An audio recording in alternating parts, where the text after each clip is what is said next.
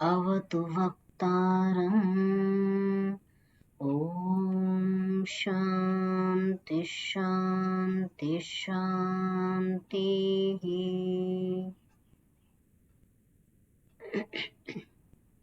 सर्वेभ्यो नमः। नमो नमो। नमः।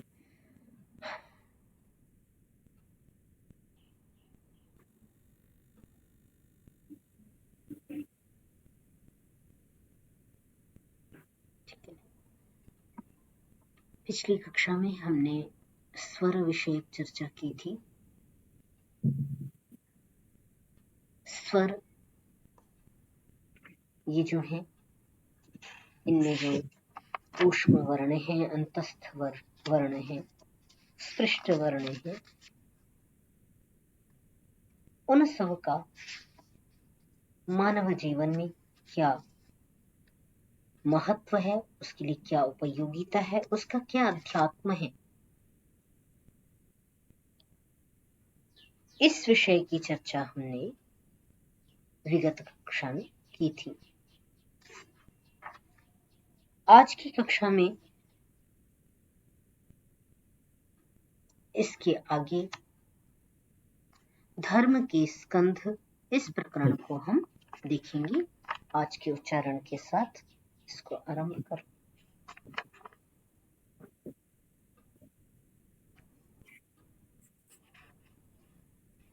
ठीक है,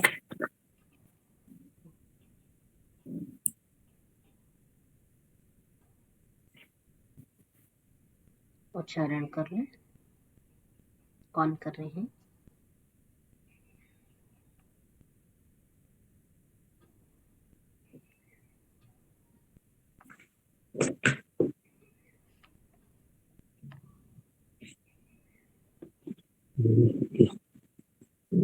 हिमा जी, आप करेंगे?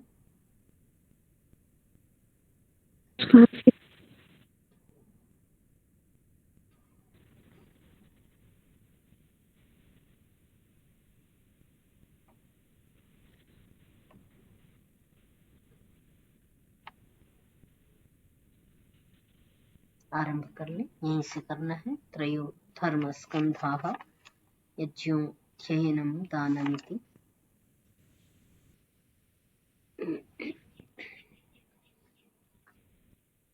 महोदय कौन सा प्रपाठक है? पृष्ठ संख्या 374, प्रपाठक 2, 23वां खंड। जी।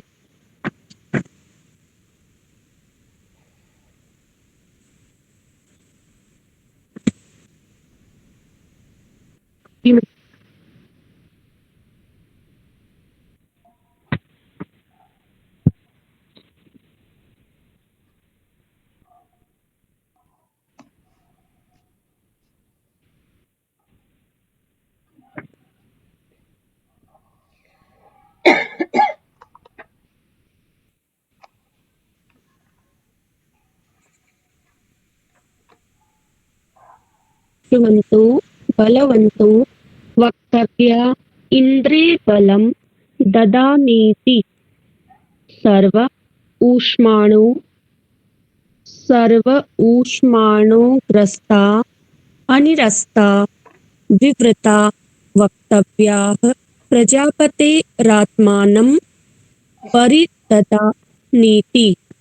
परिददानीति से आगे वाला सर्व।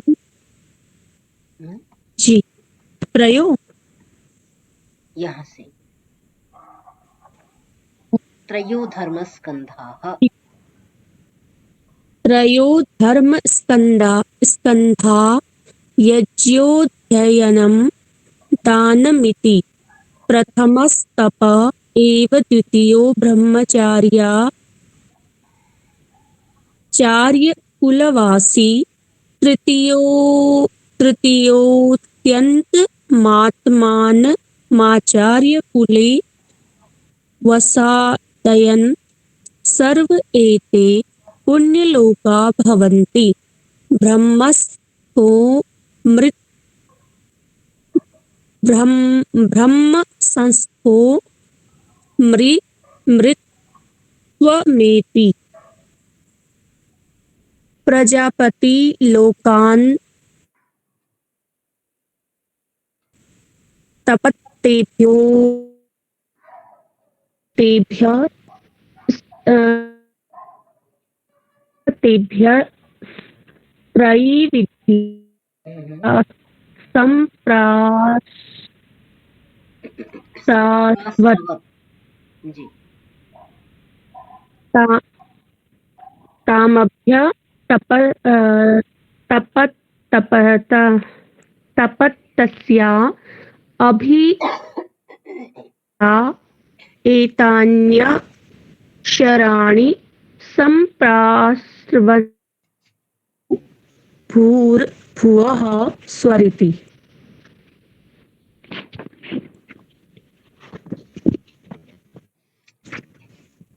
महोदय आगे भी उच्चारण कर लो। एक चाहे तो कर लें क्योंकि एक प्रपाठक पूर्ण हो जाएगा। तान्यभ्य तपत्तेभ्यो अभितप्तेभ्यः ओंकारः, ये वाला कर लें।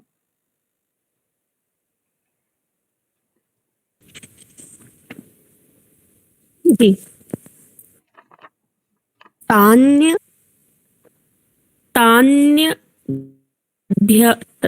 तान्यभ्य तपत्यो भी तपत्तेभ्यः कारः सम्प्राप्त्यथा।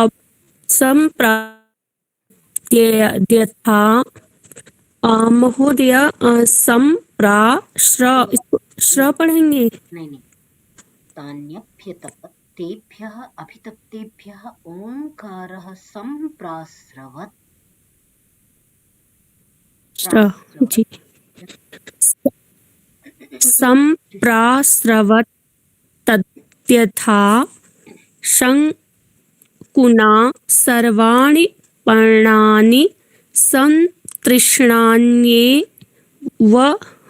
मोङ्कारेण सर्वा वाक् सन्तृष्णोकार एवेदं सर्वमोङ्कार एवेदं सर्वम्।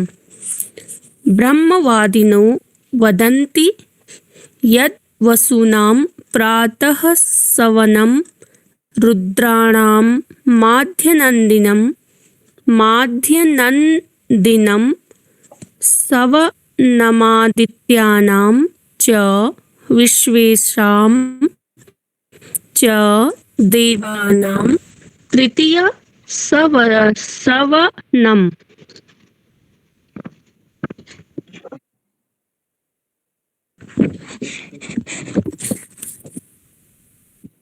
जी। क्व तर्हि यजलोक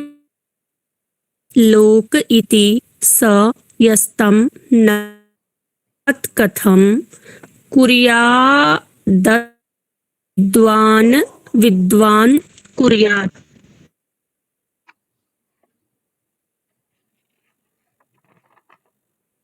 आप आगे पहुंच गए। आइए पहले इसको देख लेते हैं। वो 24वां प्रारंभ हो गया। पहले से देख लें 23वां खंड, जो एक प्रथम अलग प्रकरण है, इसको पहले देख लें। प्रातरनुवाक कस्योपाक जी। हाँ, अभी इतना कर लेते हैं पहले हेमा जी, फिर इसके आगे कर लेंगे, है ना।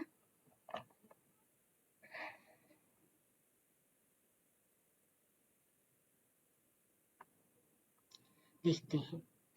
यहाँ कहा त्रयो धर्मस्कन्धाः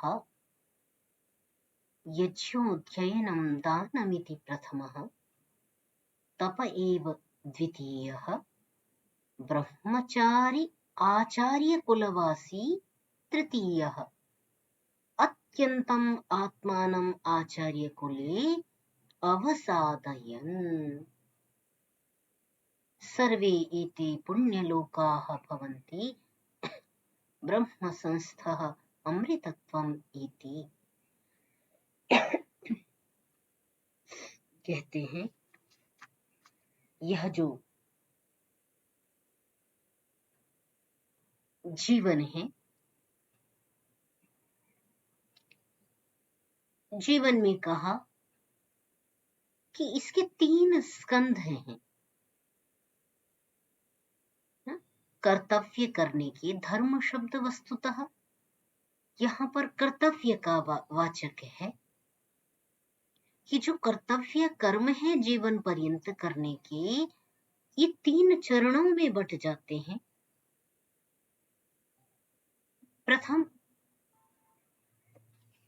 स्कंध को वर्णित करते हुए कहा यज्ञः अध्ययनम दानम इति प्रथमः।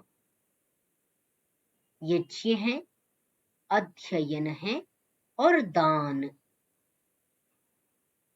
ये प्रथम स्कंध है।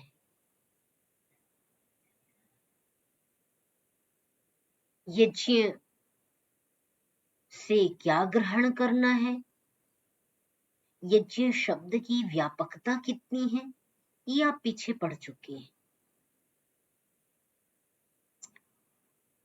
अभी हिंकार जो सामगान के स्वर थे, हिंकार, प्रस्ताव, उद्गीत, प्रतिहार, निधन, ये समस्त ब्रह्मांड में यज्ञ संचालित हो रहा है।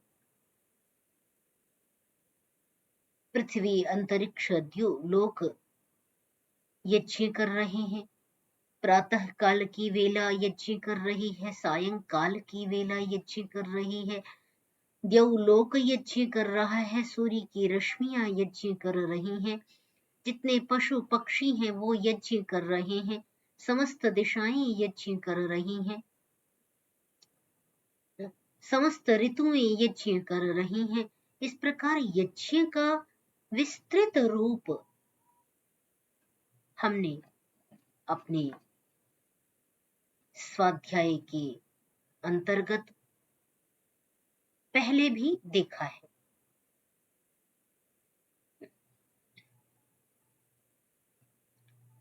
तो इस प्रकार जो यज्ञ है वो प्रथम स्कंध का प्रथम कर्तव्य कर्म,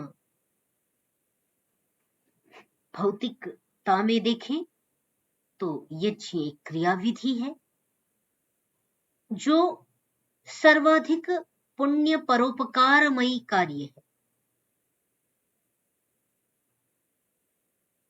सर्वाधिक कहीं परोपकार का कार्य व्यक्ति कर सकता है, अपने जीवन में सबसे अधिक परोपकार कमाने की इच्छा हो, परोपकार से पुण्य की प्राप्ति की इच्छा हो, तो वो यज्ञ।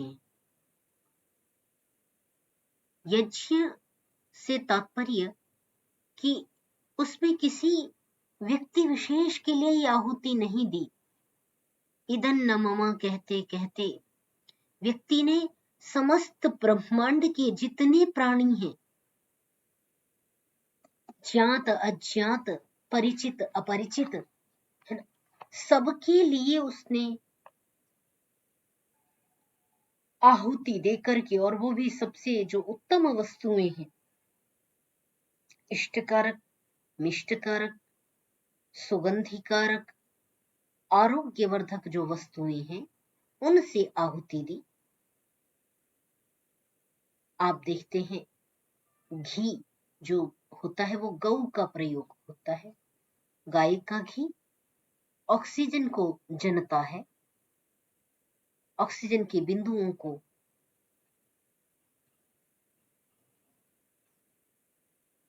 बढ़ाता है।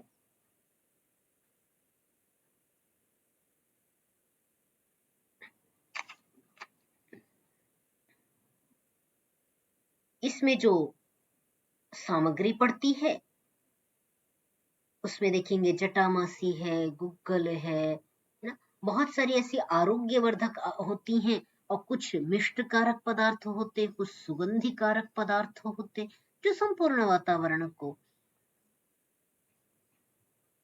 पवित्र कर रहे होते हैं।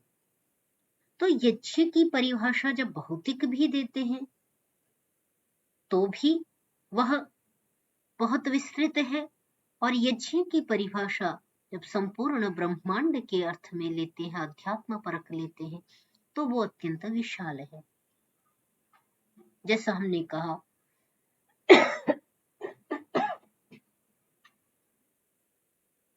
धर्म नाम कर्तव्य का है।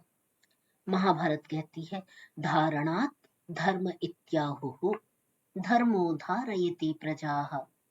ना, धर्म किसका नाम है? धारण करने से, जिसको व्यक्ति अपने जीवन में धारण कर ले वो धर्म है। तो आचरण धर्म है, व्यवहार धर्म है। इसीलिए मनु महाराज कहते हैं वेदः स्मृतिः सदाचारः स्वस्य च प्रियमात्मनः एतत् चतुर्विधं प्राहुः साक्षात् धर्मस्य लक्षणम्। वहां पर क्षमा करें थोड़ा सा। वेदः स्मृतिः सदाचारः, सदाचरण का ग्रहण किया धर्म के लक्षणों में, तो वो आचरण क्या है? व्यवहार है। ये मनु महाराज का श्लोक है, मनुस्मृति का श्लोक है।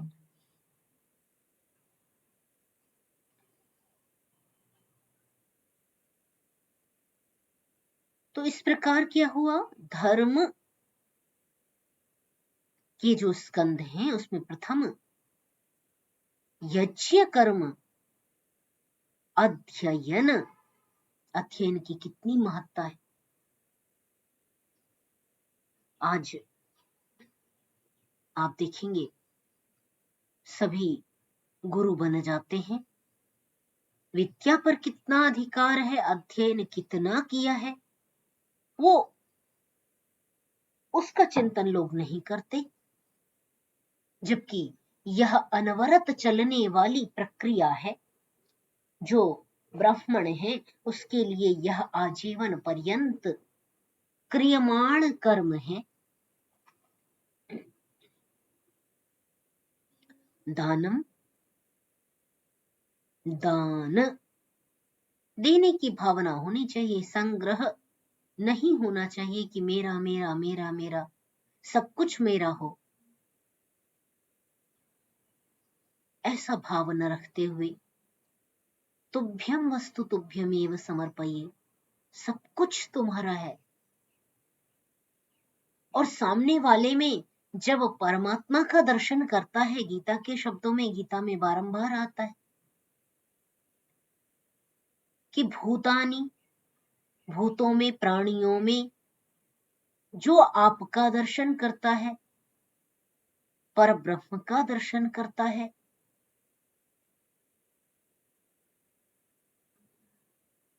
तो सब कुछ दान की भावना होना कि हमारे द्वारा किस प्रकार पुण्य अर्जित किया जा सकता है, जो संभव है वह मैं दान करूं। और इस देश की परंपरा यदि हम देखते हैं तो लोगों ने दान के संदर्भ में जहां तक माने असंभव जो था, ऐसे ऐसे रिकॉर्ड बना दिए कि वो चीजें दान करके हमारे लिए ऐसा आदर्श प्रस्तुत किया। चाहे राजा हरिश्चंद्र का जीवन देखें, चाहे कर्ण के विषय में देखें, या अन्य जितने भी बहुत सारे जो इस देश का इतिहास है उसमें यदि हम अवलोकन करते हैं तो बहुत सारे ऐसे उदाहरण सामने आते हैं जो दान के लिए असंभव सी वस्तु प्रतीत होने वाली उसको भी दान कर दिया। तो इसे ऋषि मुनि प्रथम स्कंध कहते हैं।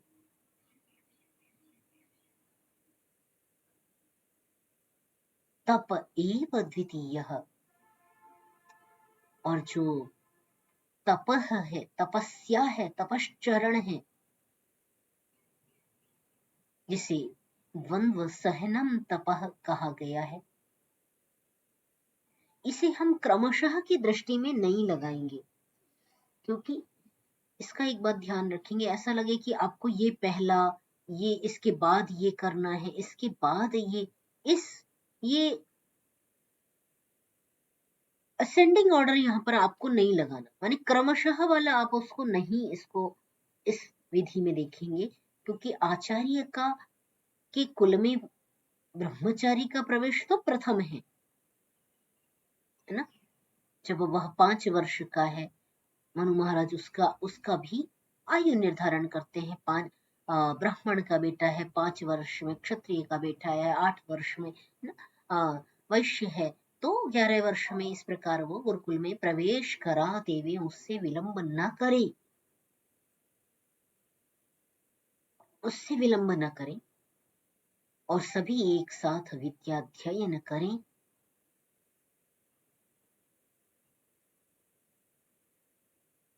ब्रह्म तेज की इच्छुक 5 वर्ष से उसमें संलग्न कर देवे।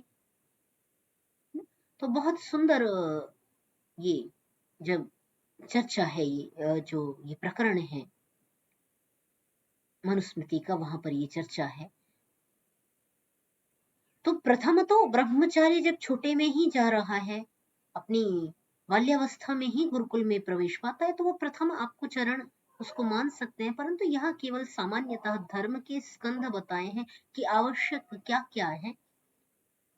इसको क्रमशः यथासंख्य इसका ग्रहण नहीं कर रहे हैं। तो तपस्या जो है वो द्वितीय स्कंध है। द्वंद्वों का सहन कर लेना तपस्या है।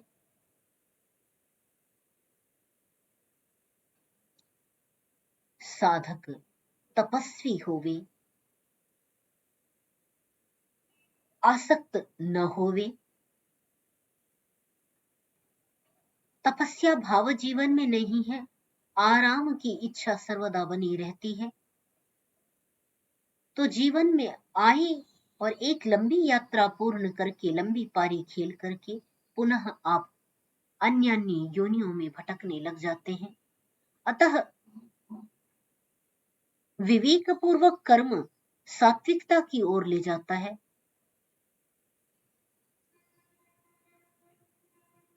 अविवेक पूर्वक कर्म रजोगुण की ओर ले जाता है। केवल जहां क्रियाशीलता स्व स्व स्व के अर्थ में प्रवृत्त होती है ना, जहां व्यक्ति केवल स्व के लिए प्रवृत्त होता है, वहां रजोगुण की प्रवृत्ति मानी जाती है। तो तपोमय जीवन यह द्वितीय स्कंध है। ब्रह्मचारी आचार्य कुलवासी तृतीय स्कंध। महात्म्य की दृष्टि से देखें तो ब्रह्मचारी का जो आचार्य कुल में जाना है, ये तीसरा स्कंध ऋषि ने माना है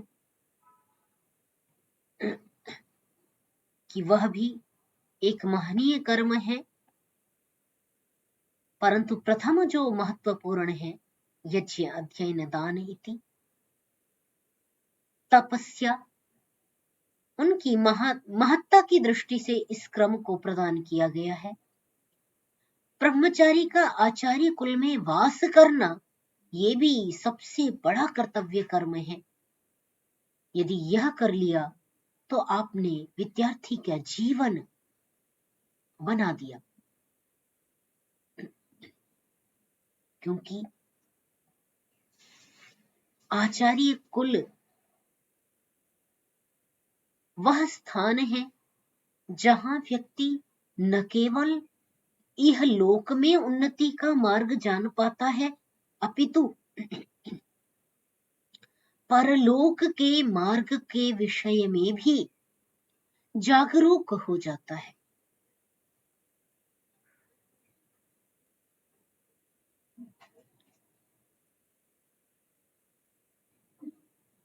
मैं क्या हूं, मैं किस लिए आया हूं, किस अर्थ मेरा जन्म हुआ है,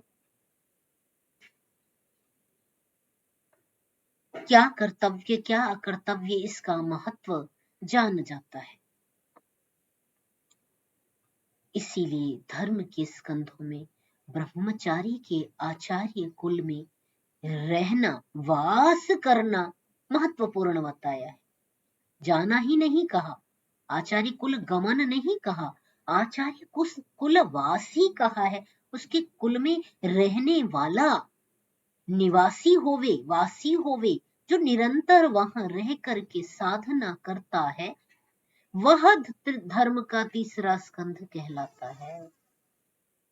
और वहां रह करके वह करता क्या है, तो कहा अत्यंतम आत्मानम आचार्य कुले अवसादयन।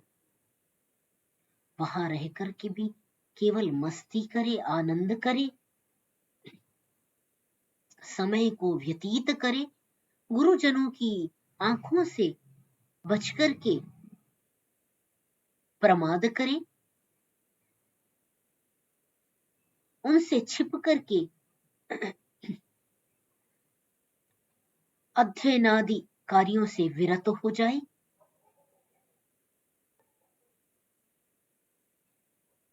नहीं, इसको भी स्पष्टता देते हुए कहते हैं ऋषि, अत्यंतम आत्मानम, अपने आप को निरंतर निखारे, प्रयत्नरत रहे, अवसादयन, अपने आप को कष्ट देता हुआ वहां पर निरंतर अपने आप का मार्जन करे, सुधार करे।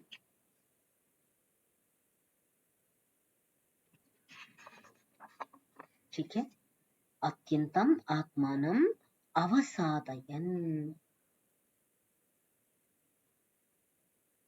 अपने कर्मों का मार्जन करे, पवित्रता अपने अंदर, अवसाद कर देना, अवसाद दुख देना नहीं, तपस्या में तपाना, किसी भी प्रकार की सुख की इच्छा न करना। वो श्लोक आता है ना,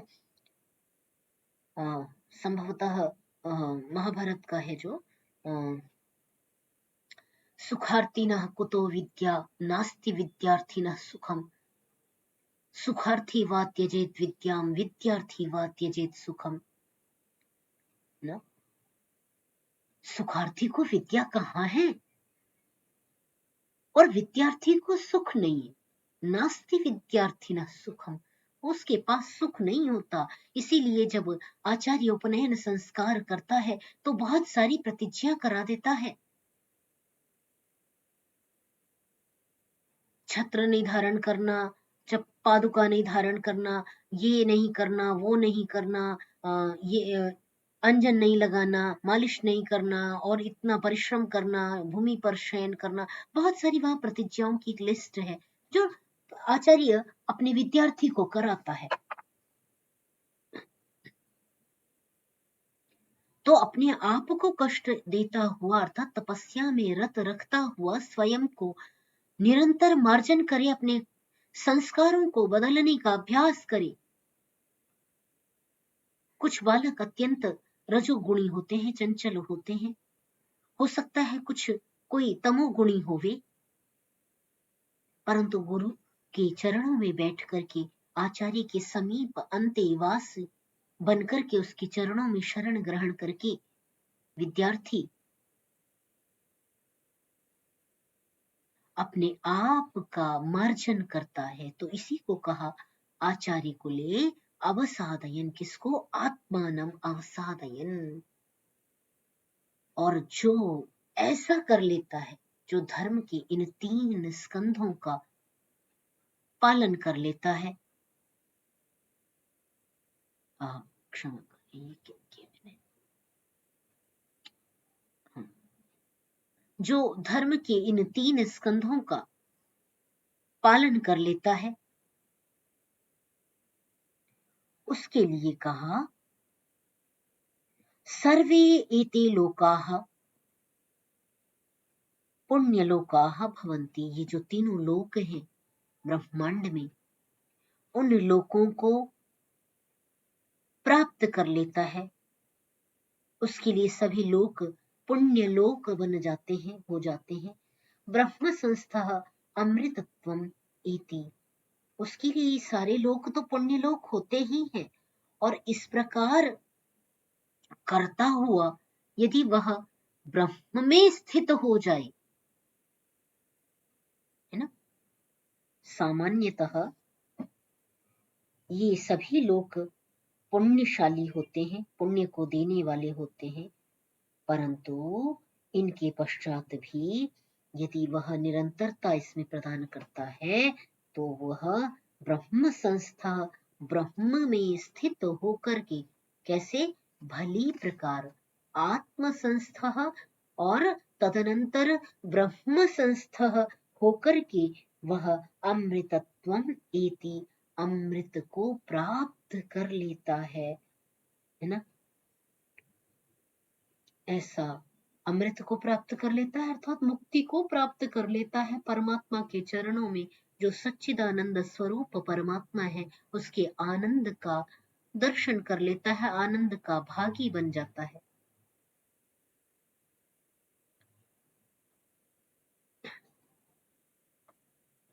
इतना स्पष्ट हुआ।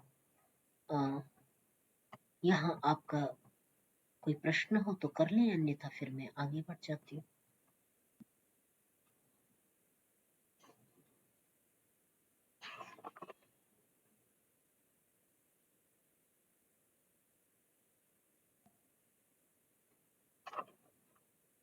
नहीं मैम, इसमें जो ये हमारे पास पुस्तक है ना, सत्यव्रत सिद्धांत अलंकार की, जी जी इसमें ब्रह्मचर्य, गृहस्थाश्रम, वानप्रस्थ को भी इसमें कुछ समझाने की कोशिश की है। तो इसमें वो थोड़ा ऐसा लग रहा है जैसे वानप्रस्थ पहले आया है क्योंकि तप है ना। ऐसा ऐसा मतलब कंफ्यूजन सा हो रहा है इस आपकी जो बुक है ना उससे, और आपकी बात से स्पष्टता है। थोड़ा तो व्याख्याकार ने अपने ढंग से उसमें लिख दिया है। वस्तुतः हम इसी प्रकार समझें कि ये महत्ता की दृष्टि से संभवतः इस क्रम को यहाँ इन्होंने लिया है।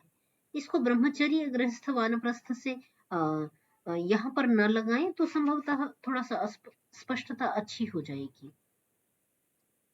जी मैम। बाकी यदि आपको लगता है कि कुछ और भी इसमें अच्छा निकल के आ रहा है तो आप कहें तो उसको भी देख सकते हैं।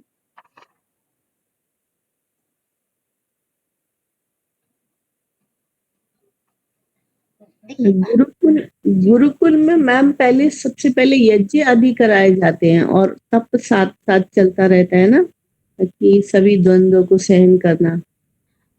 और दान जो है वो दक्षिणा देना, जो लास्ट में अपना मतलब गुरुकुल में ही तीनों धर्म के स्कंद हो जाएंगे या आने के बाद भी इसी प्रकार से क्रम चलता रहेगा?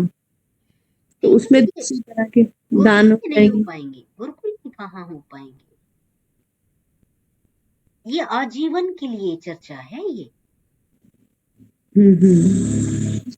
जी जी, ये तो मैं कह रही हूँ कि बाद में भी इसी प्रकार से चलता रहेगा। हाँ। पर इस समय यज्ञ वो फिर दूसरी तरह के उसका विचार करना होगा, और तप और दान जो है वो दूसरी तरह से होगा जीवन में।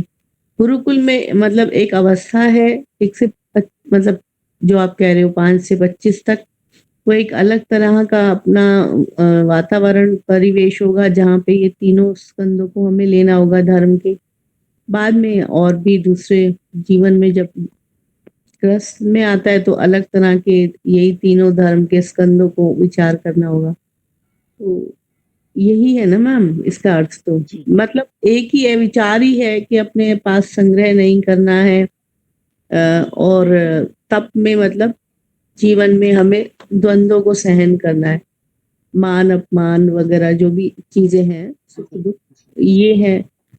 तो मतलब ये अच्छी वो लग रहा है कि धर्म जो है उसके 3 स्कंद जो बताए गए हैं उसको हम अपने जीवन में प्रत्येक जो क्या कहते हैं अवस्था हो, जो उसकी आश्रम है उसमें हमें इसका ध्यान रखना है। क्योंकि धर्म माने धर्म, हम कहते हैं धर्म का पालन करो, धर्मम आचर, धर्मम चर।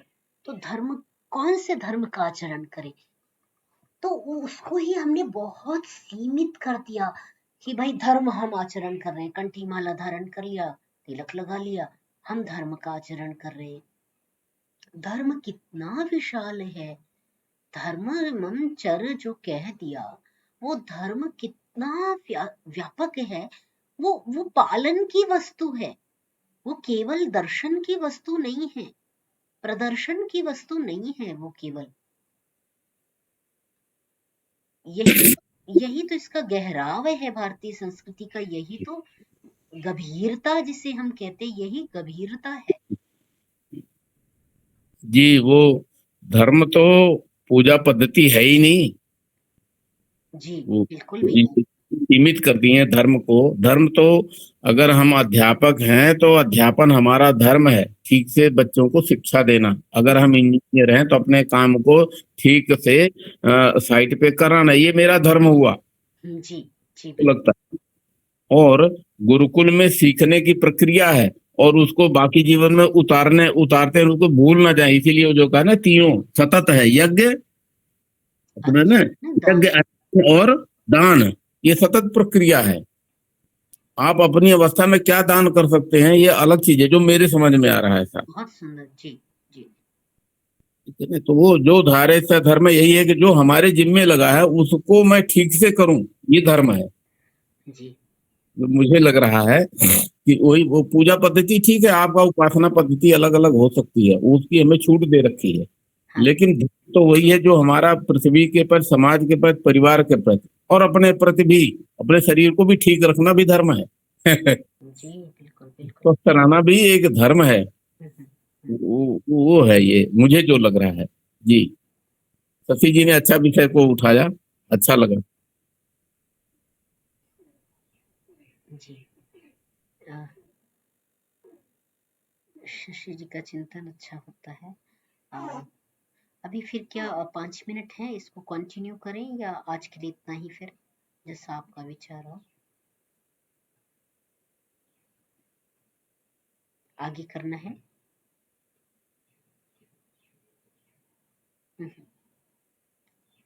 रहने देते मैम यहीं पर। ठीक है। जो आज बताएंगे ना उसको जुगाली तो कर लो, अरे क्योंकि ये चिंतन का विषय है, बहुत गंभीर है थोड़ा। हाँ, इसीलिए इस एक में ही इतना समय लग गया, क्योंकि ये व्याख्या इसकी